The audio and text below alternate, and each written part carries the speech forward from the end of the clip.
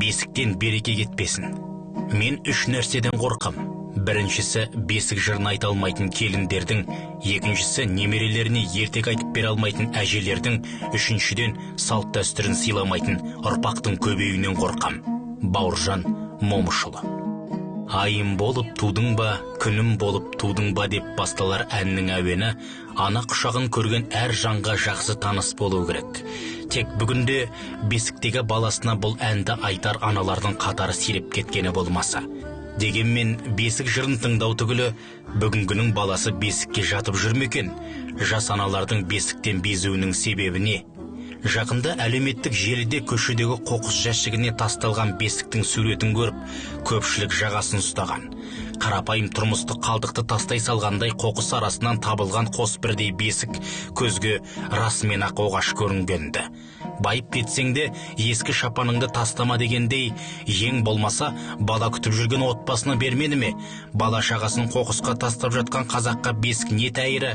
Қоқысқа тастағанша мектепке бере салмады ма? Наурыз мерекесінде бесік таба алмай жүреді ғой деген желі қолданушылардың пікірлері көптеп жазылды. Өкініштісі, оларға жауап қайтарып, қайдан келген бесік, иесі кім екенін айтар адам болмады. Осыдан соң халқымыз жаңа туған сәбидің алғаш төсегі деп қадірлеген бесіктің қадір қасиетін бағамдай алып жүрміз бе деген сауал санадан шықпай қойғаны. Бесік туралы не білеміз? Аңызға сүйенсек, ең алғашқы бесік Жетісу өлкесі мен Алтайдың баурайын мекен еткен Айдархан бидің кезінде пайда болған. Айдархан бидің әкесі, төңірекке белгілі Мизам баба, қазақ даласына ағаш отырғызумен, орманды көбейтумен айналысса керек. Елге сыйлы Мизам баба 150 жыл өмір сүріпті. Өзі сүрген ғұмырында еккен көшет талдардан үлкен бақ жайқалған көрінеді. Мизам бабаның о дүниеге сапар шеккенінен хабардар қытайлар Бақилық бабаның еңбегін көре алмаушылықпен өртеп жібереді. Сол уақытта оның баласы Айдархан алыс ауылға сапар шегіп кеткен екен. Би түсінде әкесін көріп, лезде бір сұмдықтың болғанын сезіп, үйге қарай аттың басын бұрады. Ауылға асығыс жетіп, Ну орманның орнында шөл далаға айналған ауылын көріп, қатты күйінеді. Бірақ жылдар өте береді. Айдархан би үйленіп тұңғышы дүниеге келеді. Алайда туа сап, сәби тоқтамай жылай береді. Оған шартарапқа аты шыққан емшілер де көмектесе алмайды. Бір күні бала жылауын тоқтатады. Әкесі қуанып кетіп, жүгіріп үйге кірсе, оны ақ шапан киген бір қария өрттен аман қалған сынық бұтақтарға жатқызып тербетіп отырады. Айдархан би жақын келгенде ақсақал ғайып болады. Оның орнында қалған ағаш бұтағымен Айдархан қазіргі бесік деп айтылып жүрген бұйымды жасаған көрінеді. Жалпы ата бабамыз бесікті қасиетті, құтты мүлік деп есептеген. Мұны бабамыз Төле бидің мына бір әңгімесінен де байқауға болады.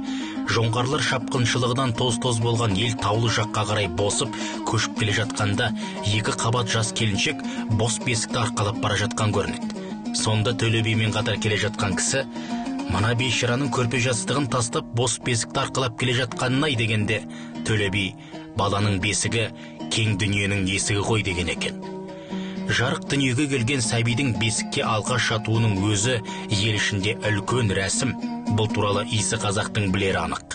Жаңа туған нәрестеге бесікті нағашы жұрты сыйлайды, немесе әкесі жасап беруі тиіс. Бесікке салу жолы ауылдағы ұлын ұяға, қызын қияға қондырған ардақты аналарға, өнегөлі әжелерге тапсырылады. Бесіктің сәби денсаулығына пайдасы.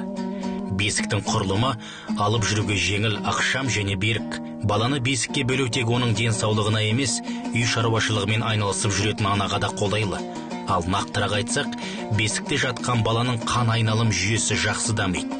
Яғни тербеліп өскен бала атпен шапқанда немесе көлікке мінгенде жүрегі айнып, лоқсымайтын болады. Екіншіден, бесікте жатқан баланың аяғы түзу, дене бітімі келісті болып өседі. Неге десеңіз, тартпа бау аяқ қолын байлап, үнемі бір қалыпта ұстап тұрады. Дәл осы себептен баланың аяқ қолы түзу, қимылы ширақ болып қалыптасады. Үшіншіден, бесікте шүмек және түбек деген гигиеналық құрылғылар бар. Осының арқасында баланың жамбасы құрғақ, денесі таза күйінде қалады. Төртіншіден, шалқалап жатқан баланың бел омыртқасы түзу, еңсесі тік болады. Бесіншіден, бесіктің үстіндегі жабу баланы шыбын-шіркейлерден, ызғар жел мен күннің аптап ыстығынан, түрлі қауіп қатерлерден сақтайды.